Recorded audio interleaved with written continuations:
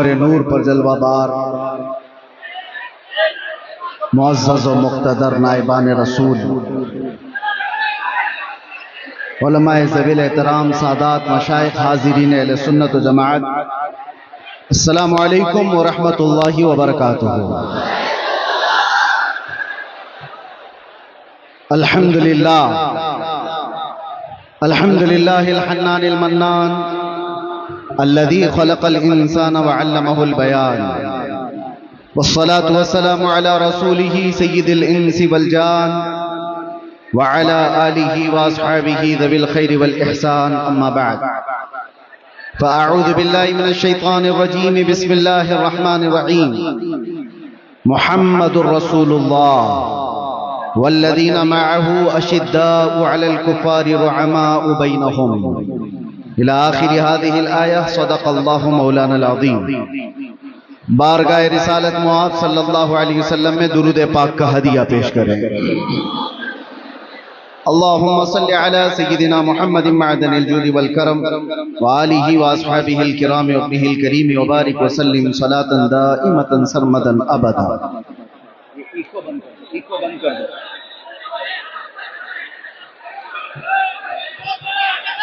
بہر دیدار مشتاق ہے ہر نظر، دونوں عالم کے سرکار آ جائیے۔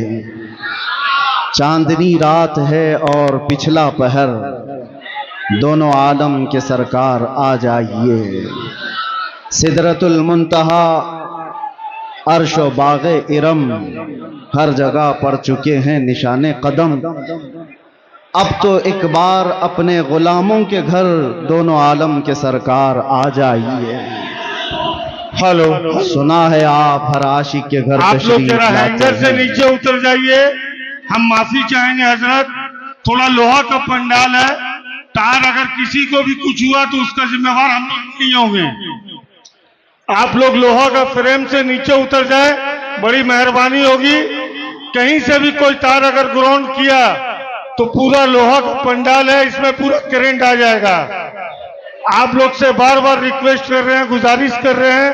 ٹھیک ہے انشاءاللہ العزیز، کچھ نہیں ہوگا۔ کرنٹ تو ویسے ہی مسلمانوں میں پہلے سے موجود ہے، کرنٹ کو پھر کیا کرنٹ لگے۔ آپ کا جذبہ برقرار رہے، توجہ چاہتا ہوں۔ اور یہ جو جوش اور یہ جو جذبہ ہے کسی کے اعلان سے ختم ہونے والا بھی نہیں، ہمیں پتہ ہے، ہر دن ہم دیکھتے آ رہے ہیں۔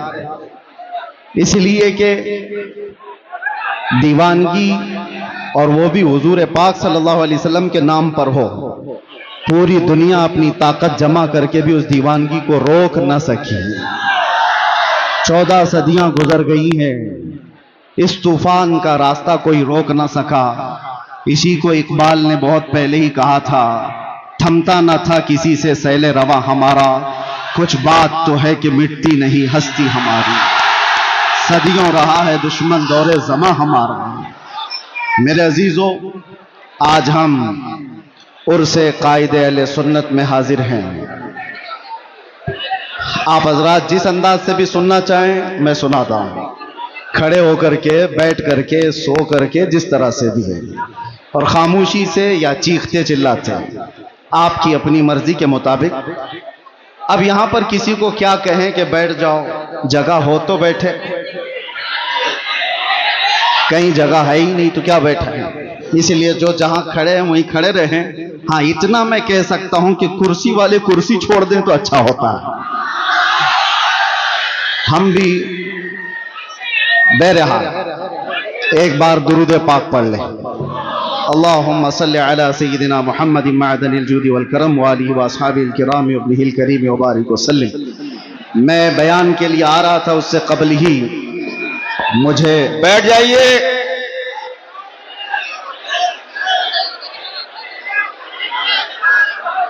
بیٹھیے بیٹھیے، دھکا مکی مت کریے، بیٹھ جائیے۔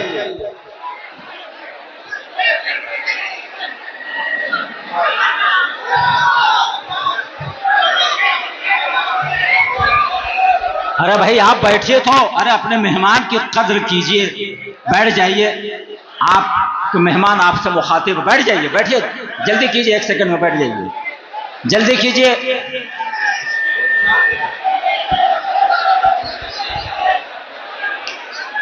آپ حضرات جس مقدس محفل میں آئے ہیں اس کی طرف توجہ کرتے ہوئے، اور خاص طور پر یہ ممبر جو ہوتا ہے یہ ممبر رسول کہلاتا ہے، میں تمامی نوجوانوں سے کہتا ہوں کہ ادب اگر برقرار نہیں ہے تو پھر اس طرح کے جلسے میں حاضر ہونے کا مطلب بھی نہیں نکلتا، واہ، کوئی فائدہ نہیں ہوتا ہے۔ یہی وجہ ہے مجھے ابھی آنے سے پہلے ہی ہمارے اسیر مفتی اعظم ہند سعید نوری صاحب قبلہ نے کہا تھا تھوڑا ٹھنڈی تقریر کیجیے۔ اب آپ مجھے بتائیں ایسے ماحول میں کون ٹھنڈی تقریر کرتا ہے؟ واہ واہ واہ واہ۔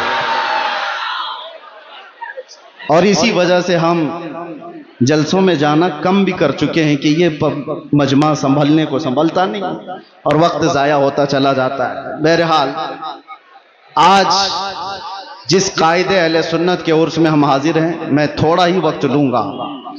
ایک ہی بات میں کہوں گا، پچھلے 3 دن سے آپ نے ان کی سیرت پر بہت کچھ سنا ہوگا، علماء، خطبہ، شعراء، یہاں پر بہت ساری چیزیں آپ کو سنا کر جا، لیکن میں اپنی زندگی میں آج محسوس کرتا ہوں، پل پل گھڑی گھڑی اگر کسی کی یاد آتی ہے مشکلات میں تو وہ ارشد القادری جیسے قائد کی یاد آتی ہے۔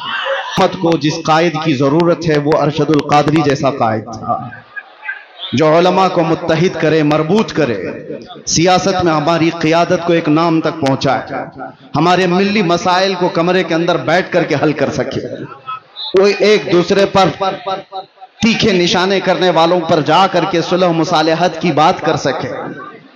وہ قائد آج ہمیں نظر نہیں آتا جو قائد اہل سنت کے اندر خوبیاں تھیں۔ حیرت ہوتی ہے کہ اتنے تبلیغی دور، اتنے تبلیغی سفر کرتے ہوئے وہ کتابیں کس وقت لکھتے تھے؟ ان کے قلم میں اللہ نے ایسی برکت رکھی تھی۔ ایک بات میں آپ کو بتاتا ہوں، اللہ تعالیٰ جس سے دین کی خدمت لیتا ہے اس کی زندگی کے وقت میں اللہ برکت دیتا ہے، وہ تھوڑے سے وقت میں بہت کچھ کام کر کے جاتا ہے، عام لوگوں سے یہ ممکن نہیں ہوتا۔ علامہ ارشد القادری علیہ الرحمت والرضوان نے جو ایک قیادت کا اچھا چہرہ پیش کیا، کاش آج امت کو پھر سے ایک ویسا قائد مل جائے گا۔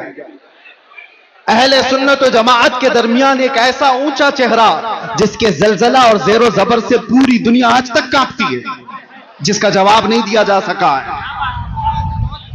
آپ جمشید پور والے، جو نئی نسل ہے، جو نئے نوجوان ہیں، ینگسٹرز، جنہوں نے اس قائد اہل سنت کو دیکھا نہیں ہے، آپ آج کی دنیا میں جی رہے ہیں۔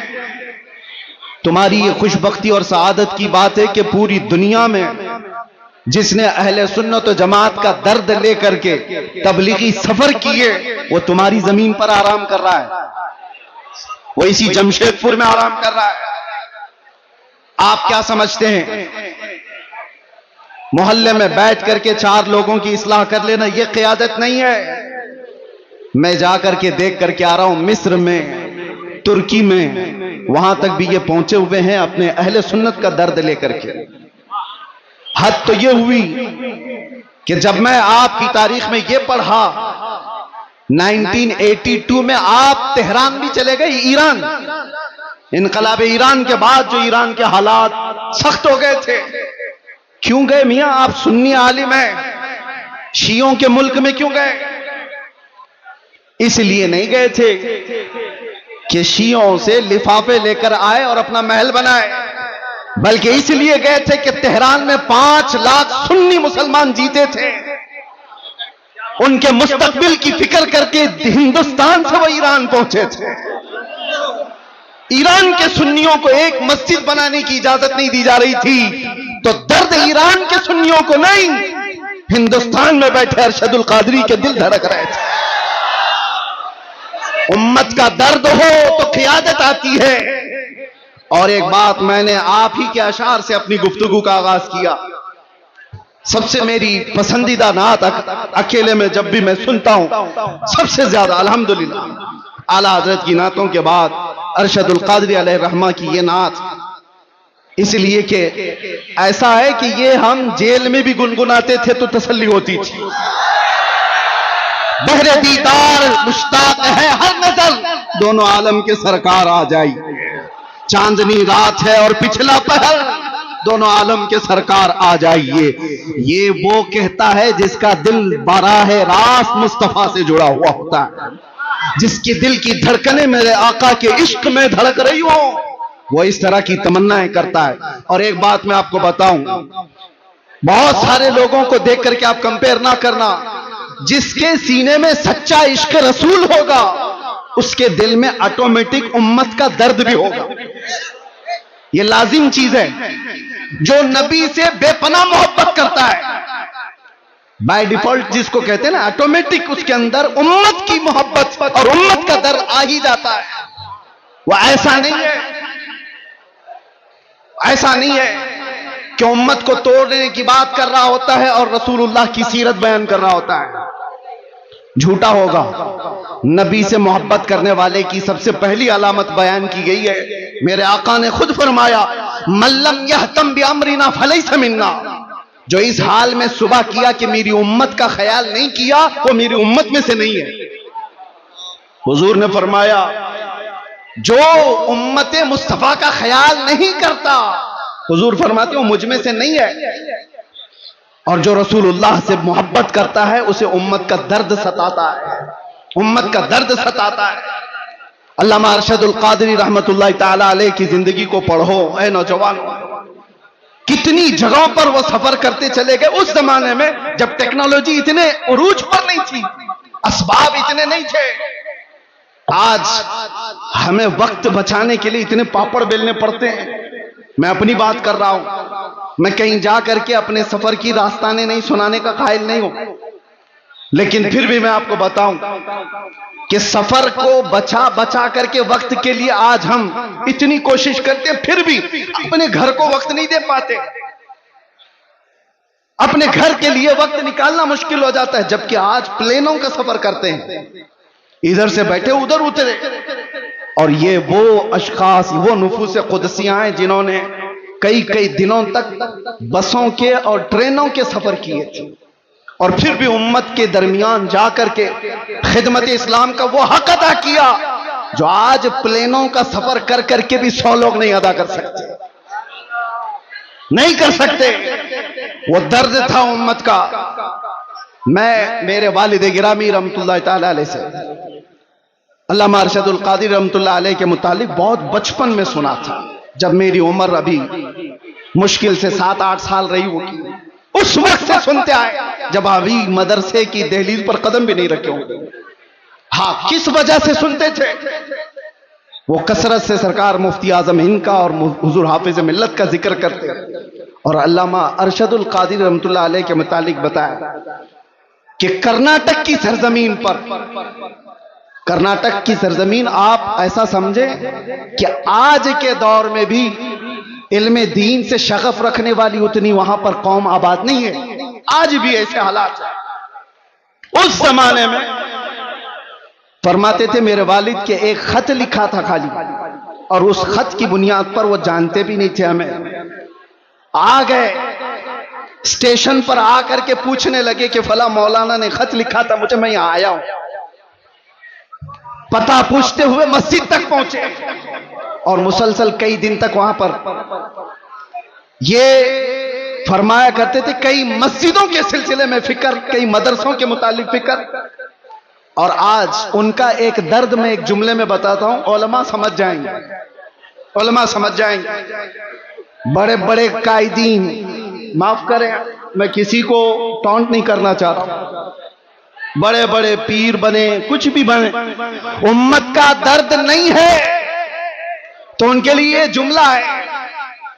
علامہ ارشد القادری رحمت اللہ علیہ نے، اور وہ جس کے لیے کہا تھا وہ بھی کوئی عام آدمی نہیں تھے، وہ اپنے زمانے کے بہت بڑے خطیب تھے، بہت بڑے خطیب تھے، جن کا توتی بولتا تھا ہندوستان میں۔ اس کے باوجود علامہ ارشد القادری ان کو خط میں لکھتے ہیں کہ امت کے حالات کے سلسلے میں اگر آپ خاموش رہے تو آپ کی بیداری کے لیے میں کیا کر سکتا ہوں؟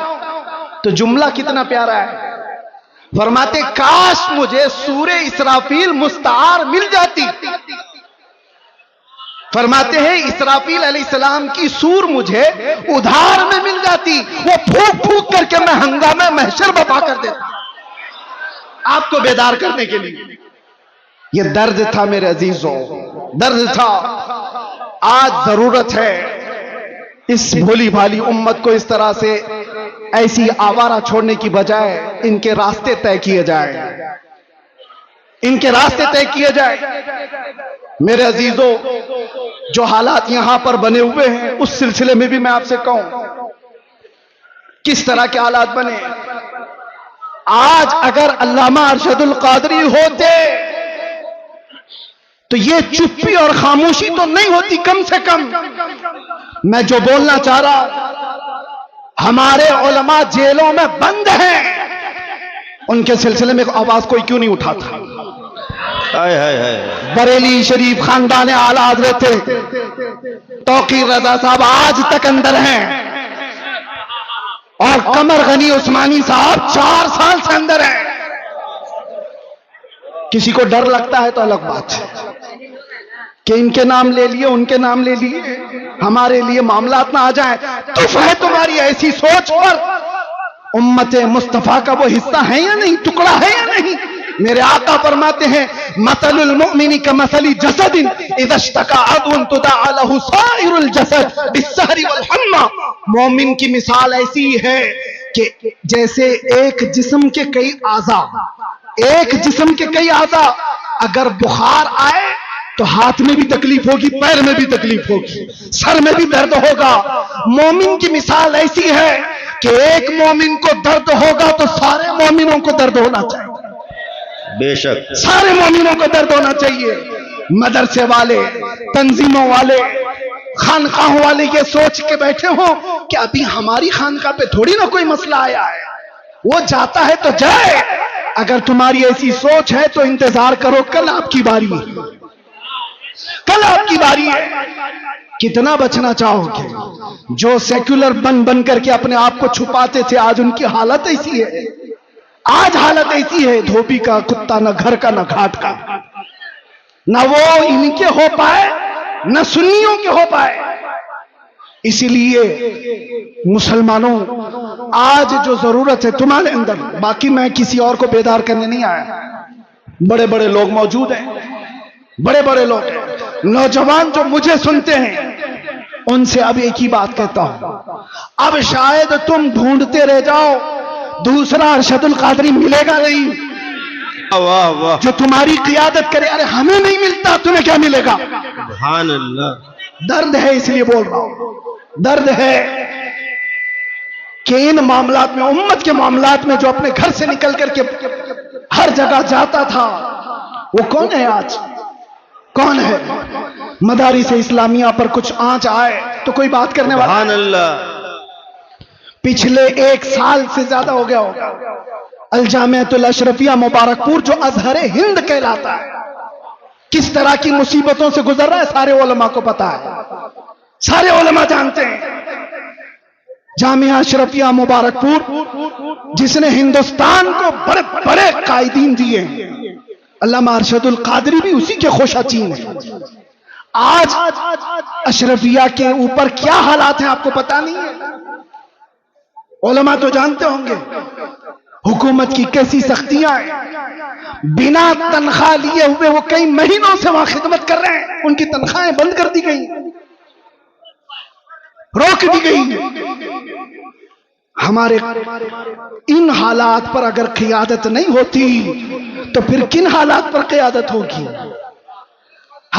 کن حالات پر قیادت ہوگی؟ ممبروں پر ایک دوسرے کے امامے کھینچنے پر.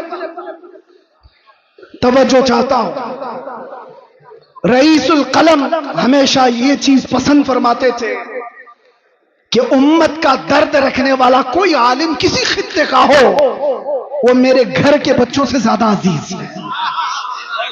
ان کا یہ درد جو میں نے محسوس کیا. آج اپنوں کے لیے الگ مسائل، غیروں کے لیے الگ مسائل، یہ نہیں تھا ان کے گھر.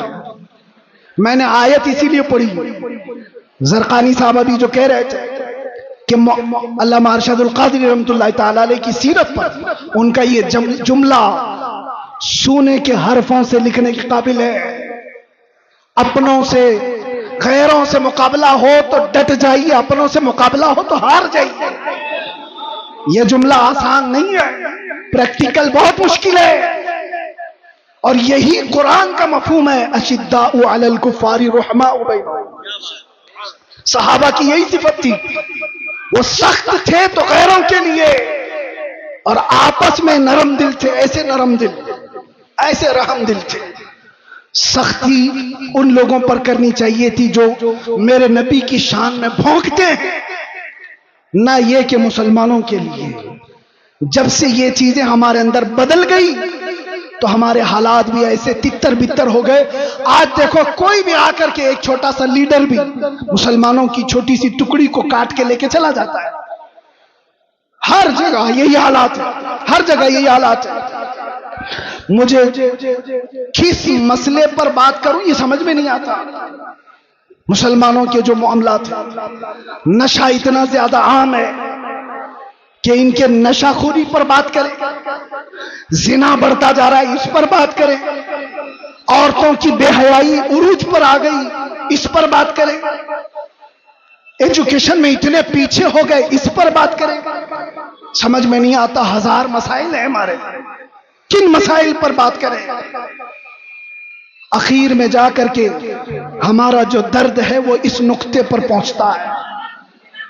ان کو ایک ایک مسئلے کا علاج کرتے رہو گے، زندگی تمام ہو جائے گی، بیماریاں بڑھتی چلی جائیں گی. بیماریاں بہت ہیں لیکن علاج ایک ہی ہے. امت مصطفیٰ کا علاج ایک ہی ہے، وہ علاج کا نام ہے کہ محمد سے وفا تو نے تو ہم تیرے ہیں. وہ ایک ہی علاج. آج امت کو ان قدموں سے جوڑنے کی ضرورت ہے. جب جب حلقوں کی بات ہوتی ہے، جب جب اپنے اپنے خاص جماعت کی بات ہوتی ہے تو امت بار بار جھگڑے کرتی ہے. جماعت سے مراد میں اہل سنت کی بات نہیں کر رہا ہوں، صرف پیروں کے اپنے حلقوں کی بات. یہ پیر کا مرید اس سے نہیں مل سکتا، وہ پیر کا مرید اس سے نہیں مل سکتا، ان سے سلام اس کا نہیں، اس کا سلام اس سے نہیں. اس منبر پر آج دیکھیں آپ علماء کرام، میرا حسن زن یہ کہتا ہے، زرقانی صاحب اس کی تائید کریں، ارشد القادری رحمت اللہ علیہ کے عرس میں یہاں کسی ایک پیر کا مرید عالم نہیں بیٹھا ہے، صرف ارشد القادری رحمت اللہ علیہ کے مریدی نہیں ہیں، سارے سلسلے کے جمع ہوئے. اس لیے جمع ہوئے ہیں کہ انہوں نے ارشد القادری رحمت اللہ تعالی علیہ کی سیرت کو دیکھا ہے کہ یہاں پر چھانٹا نہیں جاتا، یہاں پر جمع کیا جاتا، اس لیے جمع ہوئے. باقی تو ڈر لگتا ہے. ان کے بھی اسٹیج خاص ہیں، سب کے ہمیں پتہ ہے، میں کھل کر بول رہا ہوں. سب خطیبوں کے، سب شاعروں کے اسٹیج خاص ہے. اس اسٹیج والا اس اسٹیج پہ نہیں جائے گا. ہے سنی، ان کے بٹے ہوئے ہیں.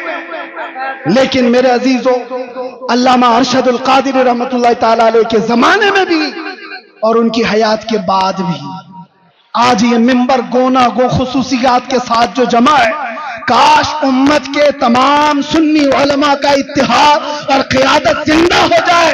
میرا وجدان کہتا ہے پورا ہندوستان کو چھوڑو، جمشید پور کے سنی اکٹھا ہو جائے، ہندوستان کو ہلانے کے لیے کافی ہو جائے.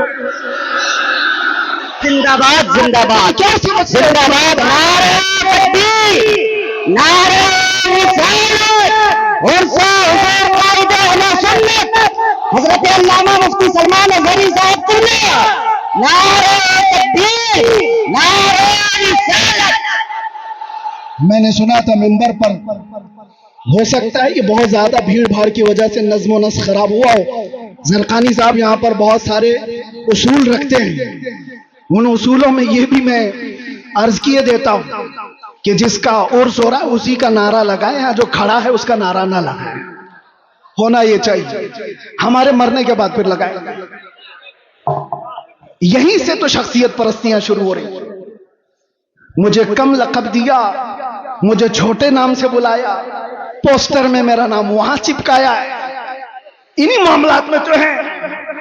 میں کتنے لوگوں کو جانتا ہوں چھوٹے نام کی وجہ سے اور پوسٹر میں ادھر ادھر ہو جانے کی وجہ سے ان کی برہمی آسمان پر ہے، اور کوئی سالوں سے جیل میں سڑ رہا ہے، ایک بار ماتھے پہ شکن نہیں آئی.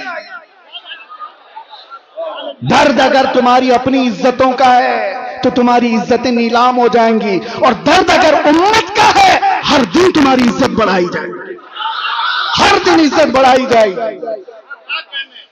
اسی لیے میرے عزیزوں آج بات کرتے ہیں ناموں سے رسالت کے اس اہم مسئلے پر. علامہ ارشد القادری رحمۃ اللہ تعالی علیہ کی زندگی اس کے لیے شاہد عدل ہے. آپ کے متعلق سب کو معلوم ہوگا، سب کو معلوم ہے علامہ ارشد القادری بہت بڑے مناظر تھے. مناظر کا مطلب بھی آپ کی جنریشن سمجھنا مشکل ہے. ڈیبیٹ میں ایسے ماہر تھے کہ سامنے والے کو چت کر دیتے. لیکن یہ مناظرے کس کے لیے ہوتے تھے؟ گھوم پھر کر کے آپ ہسٹری نکالیں گے. علامہ ارشد القادری کے سارے مناظرے اس بات پر تھے کہ کہیں سے اگر تھوڑی سی بدبو بھی آئی کہ میرے نبی کی شان میں گستاخی ہو رہی ہے، عظمت رسالت پر پہرا دینا ہے، ناموں سے رسالت کی حفاظت ہے. مناظرے اس لیے نہیں ہوتے کہ چمک جائیں، مناظرے اس لیے نہیں ہوتے کہ اپنے نام روشن کر لیں. مناظرے عظمت رسالت کے دفاع کے لیے ہوا کرتے تھے، اور وہ حق ادا کیا ہے علامہ ارشد القادری رحمۃ اللہ علیہ. حق ہے. میں جامعہ اشرفیہ مبارک پور میں جب پڑھنے کے زمانے میں تھا، میں نے سنا تھا اپنے ایک استاد سے کہ حضور حافظ ملت کے ساتھ علامہ سفر پر تھے. علامہ ارشد القادری ایک چھوٹی سی کتاب حضور حافظ ملت لے کر چل رہے تھے، اور لکھنؤ کا شاید سفر تھا، اور راستے میں علامہ ارشد القادری رحمۃ اللہ علیہ اس کو پڑھتے رہے، اس کے بعد رکھے.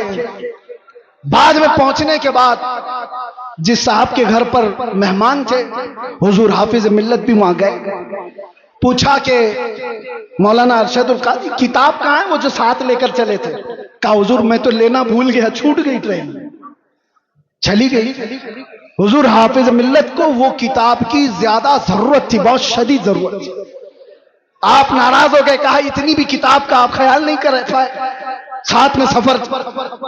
کہا کہ حضور تھوڑا سا وقت دے دیں، تھوڑا سا وقت دے دیں، کتاب کے متعلق کچھ نہ کچھ کروں. فرمایا کہ جو کتاب انہوں نے ٹرین میں بیٹھ کر مطالعہ کیا تھا پوری کتاب لکھ کر کے حضور حافظ ملت کو دے دی.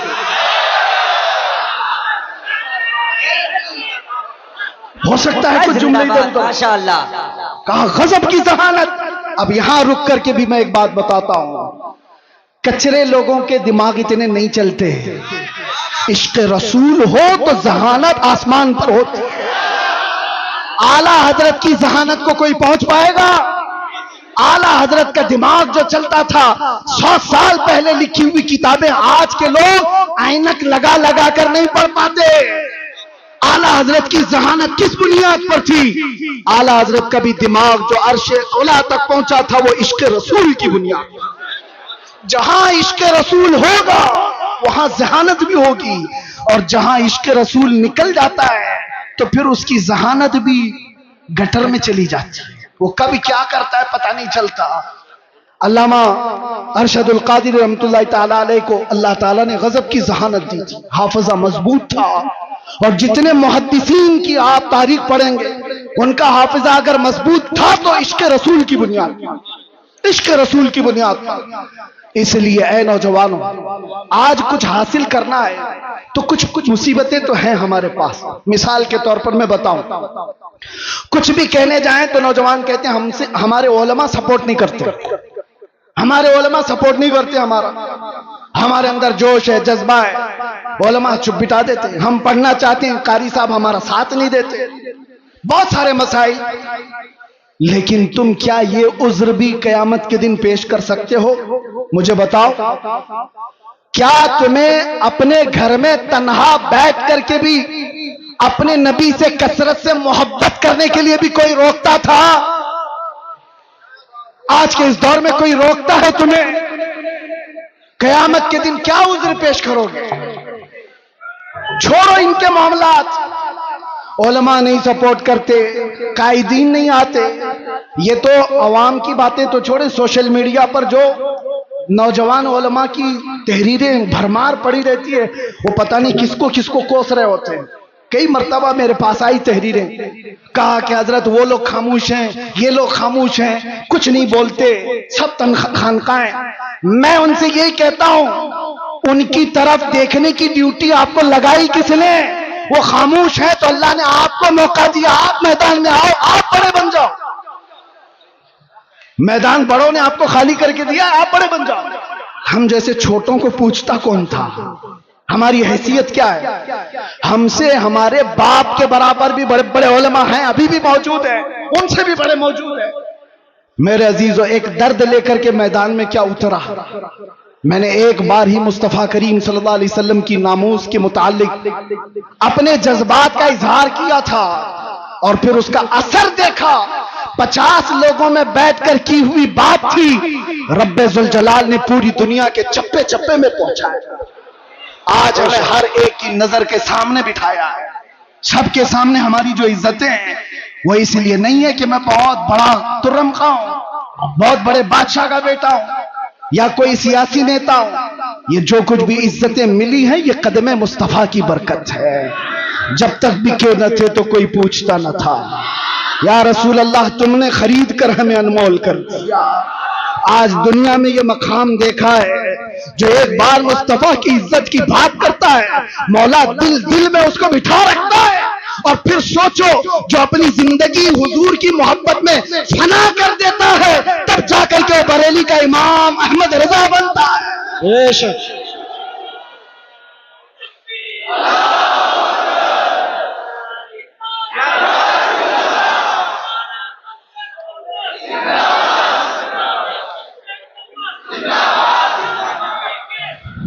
میں دو چند باتیں بس آپ کی سیرت سے اخذ کر کے، ویسے جو سنانا تھا گھر والے زیادہ بہتر جانتے ہیں گھر کی بات۔ علامہ کے صاحبزادے یہاں پر موجود ہیں، انہوں نے ساری چیزیں دیکھی۔ ایک بات آپ کو میں بتاؤں، سچا عالم وہ ہے جو صحابہ کی سیرت پر چلے، ان کے تمام نقوش پاک کو اپنی زندگی کے مشعل راہ بنائے۔ حضور سیدنا ابو بکر صدیق رضی اللہ تعالیٰ عنہ کا حال یہ تھا، سنیں گے آپ تھوڑی دیر۔ آپ جب خلیفہ بنے دن رات کام اتنے تھے، اور گھر میں جو تنخواہ آتی تھی بیت المال سے آپ کے گھر میں تنخواہ آ رہی تھی۔ یہ پہلی مرتبہ سارے صحابہ نے بیٹھ کر کے فیصلہ کیا کہ خلیفۃ المسلمین کو کچھ تنخواہ مقرر کر دی جائے تاکہ وہ خلافت کے کاموں کو خوشی سے انجام دے سکے۔ تنخواہ آتی تھی۔ ایک دن ایسا ہوا کہ ان کی بیوی نے کہا، صدیق اکبر کی بیوی کہتی ہے کبھی تو کچھ تر غذا کھا لیجئے، کبھی کچھ تر غذا کھا لیجئے، کھجور کھا لیں، کبھی شہد کھا لیں۔ حضرت ابو بکر صدیق فرماتے ہیں میری بیگم اتنے پیسے ہیں کہاں میرے پاس کہ میں شہد خریدوں، میں گھی خرید کر کے لاؤں۔ یہ وقت کے خلیفۃ المسلمین سیدنا ابو بکر صدیق کی بات کر رہا ہوں۔ بیوی نے کہا آپ مت گھبرائیں، میں نے جمع کر کے رکھے ہیں، میرے پاس ہے، میں لا کر کے دیتی ہوں۔ حضرت ابو بکر صدیق نے کہا لاؤ۔ آپ کی اہلیہ نے ایک پوٹلی میں کچھ پیسے رکھے ہوئے تھے، لا کر کے دے دیا۔ حضرت ابو بکر صدیق نے گنا، وہ کچھ سکے تھے، پوچھا یہ تیرے پاس کہاں سے آئے؟ بیوی نے مسکرا کر کہا وہ چھوڑیے، جو تنخواہ آتی ہے نا آپ کی بیت المال سے، میں گھر کا راشن لا کر کے تھوڑا تھوڑا الگ نکال کر کے رکھ دیا کرتی، تھوڑا تھوڑا جمع کر کے، عورتوں کی عادت ہے بچا کے رکھنے کی۔ تو حضرت ابو بکر صدیق کی بیوی کہتی ہے میں تھوڑا تھوڑا بچا کر رکھتی تھی، وہ آج اتنی ہو گئی ہے، اس سے آپ جائیے شہد خرید لیجیے، گھی خرید لائیے۔ حضرت ابو بکر صدیق کہتے ہیں بہت اچھا، لا، لے کر کے جاتے ہیں بیت المال میں، پورا مال جمع کر دیا۔ اور پھر صحابہ کو بلا کر کے کہا آج کے بعد سے میری اتنی تنخواہ کم کر دی جائے اس لیے کہ یہ مال میرے گھر میں زیادہ آ رہا ہے، اتنا مال میرے گھر میں زیادہ آ رہا ہے۔ سیدنا ابو بکر صدیق رضی اللہ تعالیٰ عنہ نے جب یہ فرمایا صحابہ اش اش کر رہ گئے، اتنا مال تو کوئی بھی چھپا کے رکھ سکتا تھا۔ یہ واقعہ بیان کرنے کے بعد اب میں آپ سے کہتا ہوں اس کا عکس میں نے زندگی میں پایا ہے، ایک قائد اہل سنت ارشد القادری کی زندگی۔ میرے عزیزوں، ان کے بڑے صاحبزادے یہاں بیٹھے ہوئے غلام ربانی صاحب فرماتے ہیں علامہ کے گھر میں پوتے کی ولادت ہوئی تھی، شاید یہی پوتے ہوں گے، کہاں ہیں؟ پوتے کی ولادت ہوئی تھی اور ان کی والدہ چھٹی منانا چاہ رہی تھی۔ چھٹی ہوتی ہے، مدرسے سے متصل مکان ہے، تو چھٹی جب ہو رہی ہے عورتیں کچھ کھانا پکانا کر رہی ہوں، تو دیگ کی ضرورت تھی پانی جمع کرنے کے لیے، تو ان کی والدہ محترمہ علامہ کی اہلیہ مدرسے کے مطبخ سے وہ دیگ منگوائی سیکریٹری سے یا کسی سے بول کر کہ آج ہمارے گھر میں کچھ فنکشن ہے، اس میں پانی جمع کرنا ہے یا جو بھی، منگوا کر کے اپنے گھر میں رکھا اور پانی بھرا۔ پانی آتا بھی نہیں تھا جیسے وہ بتاتے۔ اچانک دوپہر کو یا جس وقت آمد ہوئی علامہ ارشد القادری کی گھر میں، انہوں نے دیکھا پہلی نظر میں، اپنی اہلیہ سے پوچھا یہ کہاں سے آیا پانی، اور یہ دیگ تو مدرسے کی لگتی ہے۔ اہلیہ نے کہا ہاں گھر میں آج چھٹی ہے، پوتے کی ولادت ہوئی، میں نے منگوا لیا۔ آپ نے ٹھوکر سے پورا پانی ادھر گرا دیا اور کہا فوراً کے فوراً لے جا کر کے مدرسے میں جمع کرو، اور جتنی دیر اس کا استعمال کیے اتنی دیر کی رسید کاٹ کر کے مدرسے میں جمع کرو، اور کوئی چھٹی پٹی نہیں ہوگی گھر کے اندر۔ اگر قوم کی امانت کا 1 روپیہ بھی میرے گھر میں استعمال ہوگا، میرے گھر میں استعمال ہوگا تو وہ میرے لیے حرام ہے، حرام۔ یہ صدیق اکبر کی ذات سے لیا ہوا پہلو تھا، صدیق اکبر کی ذات سے لیا ہوا پہلو تھا۔ میرے عزیزوں، آج حالات تو بہت الگ ہے۔ اب کیا بتائیں، ہم اس میدان کے آدمی ہیں، یہ اسٹیجوں کے، اور یہ اسٹیج اور یہ پروگرام کتنے کمرشل ہو گئے ہمیں پتا ہے۔ دل نہیں کرتا، ابھی لوگ اس پر دھندا کرنے لگے ہوئے ہیں، بزنس ہوتے ہیں، ٹھیکیداریاں ہوتی ہیں، علماء کی قیمتیں طے ہوتی ہیں، شورا کی قیمتیں طے ہوتی ہیں۔ 1 گھنٹہ بیان کرنے کا وہ اتنا لے گا، 1 نعت پڑھنے کا وہ اتنا لے گا، سارا کمرشل ہو گیا۔ اور وہ ایک ارشد القادری ہے، ایک ارشد القادری، کئی دن ان کے گھر میں فاقے چلتے رہے، خودداری ایسی تھی کہ کبھی گھر کی بات باہر نہیں بتائی، باہر نہیں بتائی، خودداری ایسی تھی۔ اور آپ بتاؤ مولانا لوگوں کوئی بھی ہو، انگلینڈ جانا، امریکہ جانا، ان کے سب کے خواب ہوتے ہیں، کون نہیں جانا چاہتا؟ امریکہ چلے جائیں، انگلینڈ چلے جائیں، یورپ چلے جائیں۔ اور علامہ کو اس زمانے میں انگلینڈ، امریکہ، ساری دنیا پر جانے کے بہت موقع فراہم ہوئے، 1 بار نہیں کئی بار۔ اور اس وقت مجھے بتاؤ انگلینڈ میں، امریکہ میں یا یورپ میں کوئی ایک بندہ ایسا ملے جو یہ کہے ہم نے ارشد القادری کی جیب بھر دی تھی؟ نہیں، جو انہوں نے وہاں سے لیا وہیں کی زمین پر کوئی ادارہ بنایا اور واپس چلے آئے۔ یہ قیادت تھی۔ لندن کی سرزمین پر انہوں نے پہلا جب ادارہ بنایا تھا، مفکر اسلام علامہ قمر الزمان خان اعظمی رحمۃ اللہ دام ظلہ العالی حفظہ اللہ ورعاہ ابھی بھی موجود ہیں۔ علامہ ارشد القادری کی زیر نگرانی کتنے سال انہوں نے خدمات کی۔ وہ خود بیان فرماتے کہ وہاں پر مسجد کی ضرورت تھی، ایک چرچ بک رہا تھا، تو چرچ کے منتظمین ان کے پاس چلے گئے علامہ کہ ہمیں بیچ دیجیے۔ کوئی ہمت کرتا ہے، اور وہاں کے حالات الگ ہیں۔ چرچ والوں سے اس وقت کے 50,000 پاؤنڈ میں وہ خرید و فروخت ہونی طے پائی۔ آپ نے بڑی مصلحت کے ساتھ اس سے بات چیت کر کے 40,000 پہ راضی کیا۔ چرچ خریدنے کی بات کی کہ مسجد بنے گی۔ اور اس وقت جانتے ہو سب سے حیرت کی بات میں یہ کہہ رہا ہوں، علماء حوصلہ رکھو، حوصلہ۔ علامہ ان کے آس پاس وہ نئی جگہ ہے، ان کے لیے نیا علاقہ ہے، لوگوں کو منتخب کیا اور کہا یہ خریدنا ہے، اور جو ٹوکن دینا ہوتا ہے شروع میں، آپ کیا کہتے ہیں اس کو، ایڈوانس دینے کے لیے اس وقت علامہ صاحب کے پاس جو پیسے تھے وہ صرف 500 پاؤنڈ تھے، اور 40,000 پاؤنڈ کی خریداری کر کے آئے۔ کس کے بھروسے؟ اس ارشد القادری کا توکل بھی ویسا ہی تھا جیسا غریب نواز ہندوستان آتے وقت توکل لے کر کے آئے۔ قدم رکھنا ہمارا کام ہے، میدان بنانا میرے مولا کی شان۔ قدم رکھا، اور آج ایک نہیں، دو نہیں، دسیوں مساجد اور ادارے انگلینڈ کی سرزمین پر قائم ہیں۔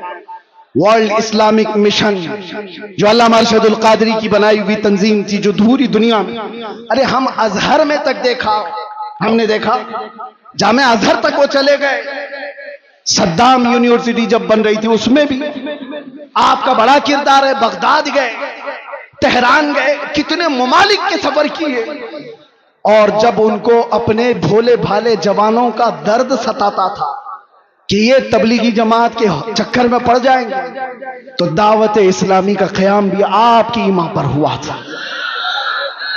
علامہ ارشد القادری رحمۃ اللہ تعالی علیہ کا، اور ایک بات یہ بھی میں بتاتا ہوں، وہ تحریک خوب پھل رہی ہے، پھول رہی ہے، اور پھلے پھولے، لیکن کسی تنظیم اور تحریک کے پھلنے پھولنے میں اس کے بانی کے اخلاص کی بہت زیادہ ضرورت ہوتی ہے، اور وہ اخلاص ارشد القادری کا ہر جگہ پر نظر آتا ہے۔ حافظ ملت کا ادارہ یوں ہی قائم نہیں ہے، سیمنٹ اور گارے کی عمارتیں بنانا بہت آسان ہے، اشرفیہ بنانا آسان نہیں ہے۔ کیوں؟ صرف عمارتیں بنانے کا نام آپ مت سمجھ لیں ادارے ہیں۔ اس کی ایک مثال میں آپ کو بتاؤں، کعبہ کتنا ہے، کتنے بائی کتنا ہے، آپ جا کے ناپ کے دیکھ لو۔ آج ہندوستان میں وہ کوئی بھی ہو، ایک چھوٹا سا مڈل کلاس کا آدمی بھی اپنے خرچے سے، جتنے میں اس کا گھر نہیں بنتا اس سے کم خرچے میں کعبہ بنا سکتا ہے۔ 4 کونے بنانے، نہ کوئی ڈیزائن کرنا ہے، نہ کھڑکیاں، نہ اندر ڈیکوریشن، بن تو جائے گا۔ اتنے صدیوں سے کوئی کعبہ کیوں نہیں بناتا؟ کیوں نہیں بناتا؟ آپ سمجھو کعبہ صرف یہ 4 دیواری اور 4 کونے کا نام نہیں ہے، تم بنا تو لوگے، کروڑوں دلوں کو کھینچنے کی کشش کہاں سے لاؤ؟ یہ کہاں سے آتی ہے؟ یہ عمارتوں کے بنانے میں نہیں آتی، وہ مخلصین کی برکت ہوا کرتی ہے۔ جامعہ اشرفیہ مبارک پور آج بھی پھل پھول رہا ہے، اور ایک دو نہیں ہزاروں علماء وہاں سے نکلے، اس کی ہر اینٹ میں پسینہ نہیں، حافظ ملت کا خلوص لگا ہوا ہے۔ اسی طرح جن تحریکوں پر علامہ ارشد القادری رحمۃ اللہ تعالی علیہ کی دعائیں رہی، وہ پھل رہی ہے، پھول رہی ہے۔ اخلاص جس کے اندر لگا رہے گا اس میں برکت بھی زیادہ رہے گی، قادر و قائم رہے گا۔ یہ چند باتیں تھیں۔ اب ایک اور بات علماء کے سلسلے میں، علماء رحمت اللہ تعالی علیہ، ان کے اصلاح کا طریقہ دیکھا، ان کو بھی اپنے زمانے میں کچھ لوگوں سے شکایتیں تھیں، تو انہوں نے اسٹیج پر آ کر کے گالی گلوچ کر کے اصلاح نہیں کی۔ ان کو بھی بہت سارے لوگوں سے کئی مسئلے ہوئے، لیکن ان کے خطوط گواہ ہیں کہ انہوں نے دوسرے علماء کی اصلاح کیسے کی۔ ان کے لکھے ہوئے خط آج بھی گواہ ہیں، جب ان کو کسی کی اصلاح کرنی ہوتی تو کیا لب و لہجہ استعمال کرتے تھے۔ یہ امت کا درد رکھنے والا کہہ سکتا ہے، امت کا درد رکھنے والا۔ ایک واقعہ اس پر شاہد عدل ہے، بقی بن مخلد ایک بڑے محدث ہیں، اندلس کے رہنے والے۔ انہوں نے تقریباً 1300 صحابہ کی حدیثیں کتاب میں جمع کی تھی۔ مسند بقی بن مخلد وہ ضائع ہو گئی۔ بقی بن مخلد کا میں ایک بار آپ کو تذکرہ سنا دیتا ہوں تاکہ اب یہ علماء کے لیے مسئلہ ہے۔ اس ذمہ دار اسٹیج سے مجھے ایک پیغام دینا تھا۔ بقی بن مخلد کو ایک شوق تھا زندگی میں، وہ امام احمد بن حنبل سے ملاقات کا، ان سے حدیث سننے کا۔ تو اندلس سے اسپین سے چل کر کے نکلے، پیدل چلتے تھے آپ سفر میں، تقریباً 1.5 سال کے بعد آپ بغداد پہنچے تھے، 1.5 سال سفر کر کے آئے۔ کتنے ہزار کلومیٹر کا سفر ہے اندلس سے بغداد. بغداد آنے کے بعد پتا چلا کہ امام احمد بن حنبل کو حکومت کی پابندیاں ہیں, پولیس کا گھیرا ہے, ان کو بیان کرنے پر پابندی ہے. کبھی یہ واقعہ پڑھتے ہیں تو ہمیں پورے حالات نظر آنے لگتے ہیں. پابندی لگائی گئی امام احمد بن حنبل پر. بہت بڑے محدث امام احمد بن حنبل کون ہیں؟ جن کو 5 لاکھ حدیثیں رسول اللہ کی یاد تھی. وہ امام احمد بن حنبل کی بات کر رہا ہوں. حکومت سخت تھی, آپ پر پابندی تھی, لیکن بقی بن مخلد جس وقت آئے بغداد میں, وہ پوچھتے رہے امام احمد بن حنبل کہاں رہتے ہیں. سب لوگ ڈرنے لگ گئے, ان کا نام لینے سے ہی ڈرنے لگ گئے. ارے کس کا نام لے لیا؟ ہمارے اوپر 19 کیس لگائے ہوئے ہیں, ہمارا نام کوئی لے لے تو سامنے والا بھی سوچتا ارے ان کا نام کیوں لے لیا. ایک تجربے کی بات بتا رہا ہوں. جس کے اوپر حکومت کی سختیاں ہوتی ہیں ویسی قوم اس کو دور کرنے لگتی ہے. اس کے ساتھ نہ بیٹھو, میرے اوپر بھی کیس ہو جائے گا. بقی بن مخلد پوچھتے رہے, کوئی بتا نہیں رہا تھا. کچھ لوگوں نے کہا, انہوں نے پوچھا کیا کوئی اور محدث ہیں یہاں پر جو حدیثیں سناتے ہیں؟ کہا ہاں ہے نا. کہا کون ہے؟ یحییٰ بن معین. وہ بھی پائے کہ محدث تھے. کہا بقی بن مخلد میں جاتا ہوں, ان سے حدیث سنتا ہوں. وہ ایک مسجد میں بیٹھے حدیثیں سنا رہے تھے. کون؟ یحییٰ بن معین. اور جب حدیثیں بیان کرنے کے بعد انہوں نے سوالات پوچھنے کے لیے موقع دیا تو بقی بن مخلد یہ خود آگے بڑھتے ہیں, کان میں جا کے پوچھتے ہیں. توجہ, اب جو میرے بیان کرنے کا مقصد ہے, کان میں جا کر یحییٰ بن معین سے پوچھتے ہیں کیا آپ امام احمد بن حنبل کو جانتے ہیں؟ کیونکہ سب لوگ ڈر رہے تھے ان کا نام لیتے ہی. حکومت کی سختی ہے, پابندی ہے. احمد بن حنبل کے گھر کے اطراف پہرا لگا ہوا ہے, کوئی نام بھی نہیں لیتا تھا. تو بقی بن مخلد نے کان میں جا کر پوچھا یحییٰ بن معین سے کیا احمد بن حنبل کو آپ جانتے ہیں یہاں علاقے میں؟ آپ جلال میں آ گئے. وہ ایسا جلال نہیں کہ میرے برابر کے آدمی کے بارے میں مجھ سے کیوں پوچھا, نہیں. کہا ادھر آؤ. کہاں سے آئے؟ کہا اندلس سے چل کے آیا ہوں. کہا جو بات تم پوچھ رہے ہو وہ کان میں پوچھنے کی نہیں, مجمع عام میں پوچھو. احمد بن حنبل کے بارے میں کان میں مت پوچھو, پورے مجمع میں پوچھو. کہا پوچھو. انہوں نے بلند آواز سے پوچھا امام احمد بن حنبل کے بارے میں جانتے ہیں؟ یحییٰ بن معین نے کہا برجستہ ہاں میں جانتا ہوں, اس وقت وہ روئے زمین کے سب سے افضل ترین عالم ہے اور مجھے ان کی فضیلت بیان کرنے میں کوئی دقت نہیں ہے. یہ کون فرماتے؟ یحییٰ بن معین. اور اس کے بعد بقی بن مخلد پوچھتے ہیں کیا آپ اجازت دیتے ہیں کہ میں ان سے جا کر حدیث سنوں؟ ایک خود محدث ہیں, وہ ان سے پوچھ رہے ہیں مولانا صاحب آپ سے آ کر کے کوئی پوچھے میں آپ سے نہیں پڑھنا چاہتا ہوں, دوسرے مولانا سے پڑھنا چاہتا ہوں. بھگا دے گا, مجھے کیا سمجھ رکھا ہے, مجھے کمتر سمجھا ہے. یحییٰ بن معین کہتے ہیں تم نے بہترین فیصلہ کیا ہے, مجھے بھی وقت ملے تو میں احمد بن حنبل سے حدیث سنوں. یہ ہے وقت کے معاصر علماء کے درمیان محبت اور ایک دوسرے کا احساس. اس کے بعد یحییٰ بن معین کے دربار سے وہ نکلے. بقی بن مخلد پوچھتے ہیں احمد بن حنبل کہاں ہے؟ کہا ان کے گھر پر پولیس کا پہرا ہے. کیسے جائیں گے؟ دکھائے راستہ. جب گئے دروازے پر دستک دیا, امام احمد بن حنبل باہر آئے, جلدی سے اپنا بتا دیا میں اتنے 1000 کلومیٹر کا سفر کر کے آیا ہوں, آپ سے کچھ حدیثیں سننے آیا ہوں. امام احمد بن حنبل نے کہا آج تو آ گیا, کل تجھے پولیس آنے نہیں دے گی. کہا اس کا راستہ میں نے بنا لیا ہے. کیا بنایا؟ کہا روزانہ میں ایک کھٹوری لے کر کے آؤں گا بھیک مانگنے کے لیے, دروازے پر دستک دوں گا, آپ تھوڑی روٹی میرے کھٹورے میں ڈال دینا اور 4 حدیثیں بھی سنا دینا. امام احمد بن حنبل کی بارگاہ میں بقی بن مخلد کئی مہینوں تک اس طرح حدیثیں سنتے رہے.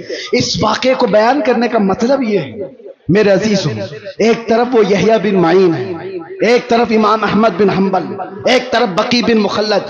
حدیثوں میں یہ سب بڑے بڑے محدث ہیں, کوئی کسی کے اندر یہ احساس نہیں ہے کہ میں اس سے چھوٹا ہو جاؤں گا اس سے بڑا ہو جاؤں گا. بقی بن مخلد چل کر کے حدیث سیکھنے آ رہے ہیں. یحییٰ بن معین خود بتا رہے ہیں کہ جاؤ امام احمد بن حنبل کے پاس. یہ شان ہم نے دیکھی ہے سرکار مفتی اعظم ہند میں بھی, یہ شان ہم نے دیکھی ہے حضور حافظ ملت میں بھی، یہ شان ہم نے دیکھی علامہ ارشد القادری کی حیات میں۔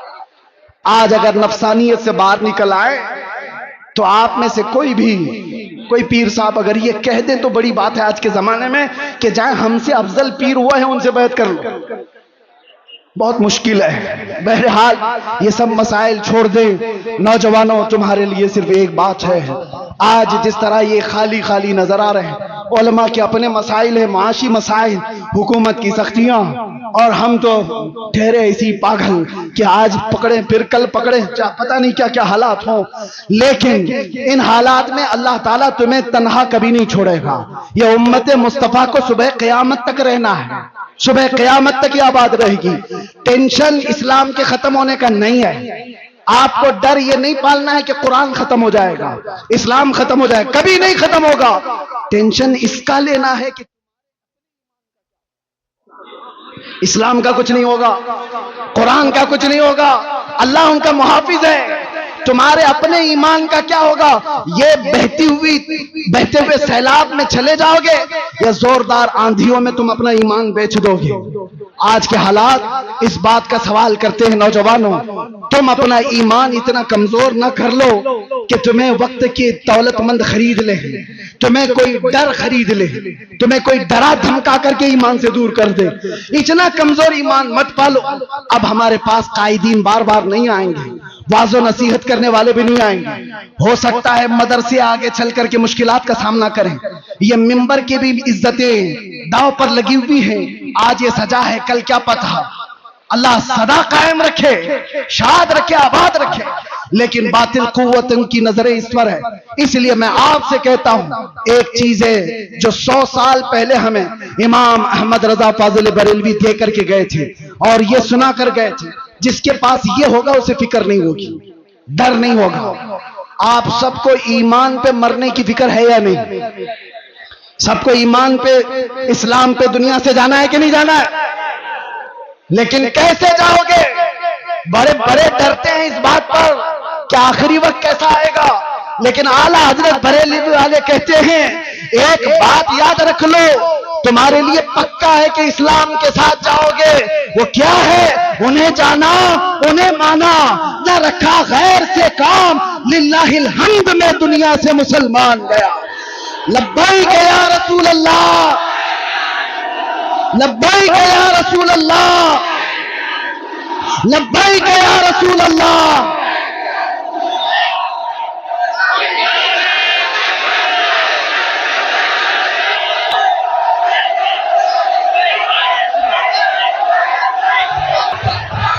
حضرات ایسے نہ کریں، وہ مہمان ہے، مہمان کا خیال کریں آپ حضرات۔